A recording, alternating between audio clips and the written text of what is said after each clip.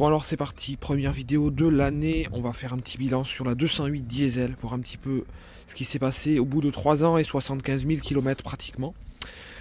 Globalement, bon, c'est une voiture qui a posé quand même pas mal de problèmes, on va un petit peu résumer les principaux tout de suite, c'est parti.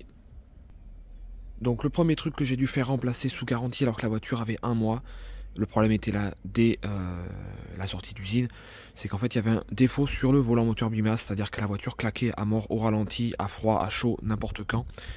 La voiture avait 1500 km quand je l'ai ramenée au garage pour qu'il veuille enfin accepter de faire le diagnostic et remplacer la pièce. Donc premièrement, ils ont cru que c'était un problème au niveau du tendeur de chaîne, qui est un des problèmes maladifs de ce DV5. Après avoir déposé donc tout le haut moteur et remplacé la distribution complète, je rappelle sur une voiture qui avait alors 1500 km, il s'avérait que le bruit ne venait pas de là, donc c'était bien le volant bimasse, donc dépose de la boîte, etc. Remplacement de l'embrayage complet, qui a réglé le problème. Aux alentours des 2000 km, alors que je lavais simplement mes jantes avant, je me suis aperçu qu'en fait il y avait de l'huile par terre. Et après inspection, en fait il y avait un amortisseur, donc l'amortisseur avant droit qui avait un défaut d'usine et donc qui fuyait de l'huile. Donc là toute cette partie là en fait était couverte d'huile. Donc retour au garage, pareil, la voiture qui avait 2000 et quelques kilomètres, retour au garage, remplacement des amortisseurs avant sous garantie. Bon, c'est ce qui a réglé le problème, hein, mais encore une fois, un souci parfaitement anormal sur cette voiture. Encore un souci, alors un peu plus discret pour les personnes qui font pas forcément super attention aux détails. Mais là, vous avez la poignée d'ouverture du capot qui est en plastique. C'est la deuxième que je fais remplacer. Et regardez, si vous regardez bien, elle est encore en train de se fissurer. Là, elle est en train de se casser en deux. Là, regardez, elle est en train aussi de partir en morceaux. Donc, c'est la deuxième. Encore une fois, je pense que la pièce dedans est en métal. Mais en tout cas, le revêtement qui est par-dessus est d'une qualité déplorable. Et du coup, forcément, c'est la deuxième que je fais changer et ça casse, c'est la camelote, voilà. Un autre défaut également, c'est le plastique, en fait ici, la baie de pare-brise, qui est en plastique extrêmement souple, c'est pas fixé, hein, ça tient juste par miracle, on va dire, c'est très léger. Et en fait, je sais pas si vous le voyez, mais ça se déforme. Et donc du coup, en fait, le joint qui est censé le tenir, ça tient pas, et en fait, quand tu ouvres le capot, c'est clairement pas beau, quoi, et c'est un petit défaut de fabrication, mais bon, c'est pas très beau, quoi. Au niveau de la déblue, bon, la voiture est sale, il y a un peu de sel partout et tout, mais la déblue, rien à signaler, tout va bien, rien à dire à ce sujet pour le moment. On va toucher du bois, mais voilà. Au niveau de l'intérieur, bon, alors, au niveau de 75 000 km, on a une légère plissure au niveau des tissus de siège avant, vous voyez, c'est pas dramatique, mais ça commence à apparaître, voilà. Sinon ici et tout, pas de soucis, les coutures et tout, ça a bien vieilli, rien à dire. La pédale d'embrayage, quand le moteur est chaud, elle couine terriblement et elle durcit. Donc en fait, j'ai dû vous montrer, mais parce que là forcément la voiture est froide. Mais en fait, c'est très désagréable d'embrayer quand le moteur est chaud parce que la pédale couine et il faut appuyer avec beaucoup plus de force qu'à froid. Donc bon, pareil, ça fait partie de... J'ai une autre HDI et j'ai le même problème avec, quoi. Au niveau du iCockpit 3D, globalement, rien à signaler.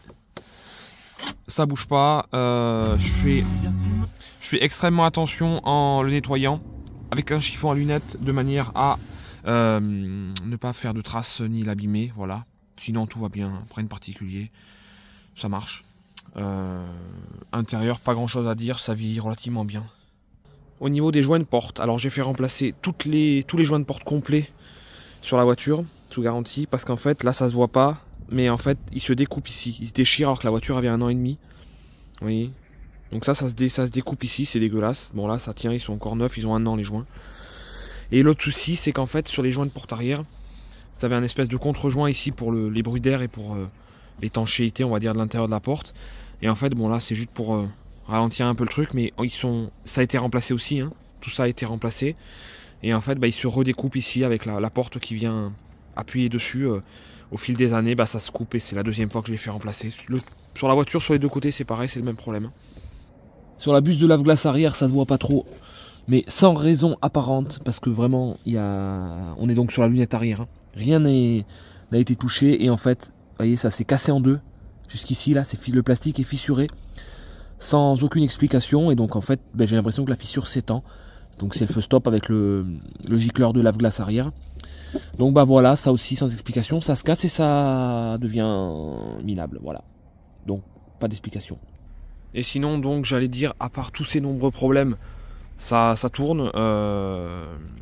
Il reste encore une chose importante. C'est pas la chaîne qui pose problème sur ce moteur, c'est que j'ai un souci sur la pompe à injection qui est en train de faire de la limaille. 75 000 km, je rappelle, 3 ans. Et donc en fait, la voiture a des à-coups à l'accélération. Donc quand vous accélérez en douceur, sortie de rond-point et tout, en mode tranquille, vous avez des trous à l'accélération. Donc la voiture fait, hop, elle a, comme si vous avez loqué en fait. En fait c'est des pertes de pression sur la rampe commune et on ne peut pas faire grand chose, ça se dégrade tout doucement au fil du temps, au fil des kilomètres.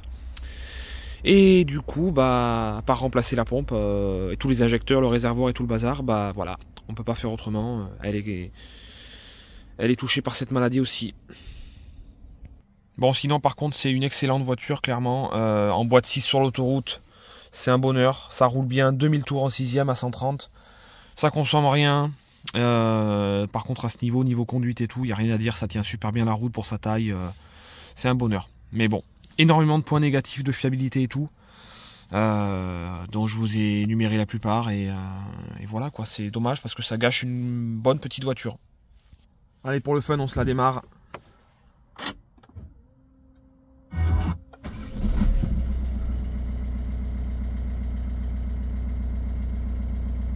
Hop.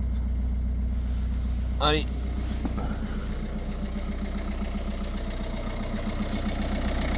Bon, elle tourne bien, hein.